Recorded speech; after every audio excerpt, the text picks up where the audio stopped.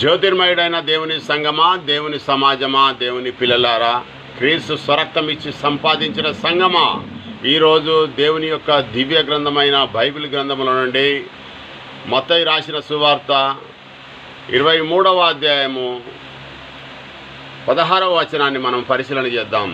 అయ్యో అందులైన మార్గదర్శకులారా, దేవాలయం తోడని ఒట్టు పెట్టుకుంటే అందులో ఏమీ లేదు. మరి ఇక్కడ దేవాలయంలో ఏమీ లేదని చెప్తా ఉన్నాడు కాబట్టి మరి దేవుడు ఎక్కడ ఉంటాడు, ఎక్కడ నివసిస్తాడు అని మనం బైబిల్ గ్రంథం నుంచి సమాధానం వెతుకుదాం. 1 కొరింథీ 3వ అధ్యాయం 16వ వచనంలో మీరు దేవుని ఆలయమై ఉన్నారు, దేవుని ఆత్మ మీలో నివసించుచున్నది. క్లారిటీ దొరికింది కదా ప్రియ మిత్రమా. మరి క్రైస్తవ జనాంగం అంతా కూడా ఈనాడు విగ్రహారాధనకు బలైపోతూ ఉన్నారు. ఎక్కడ చర్చి కనబడితే అక్కడ దానికి మొక్కుతూ ఉన్నారు, సాష్టాంగ పడుతూ ఉన్నారు, దానికి నమస్కారం చేస్తూ ఉన్నారు, దానికి పూజ చేస్తూ ఉన్నారు.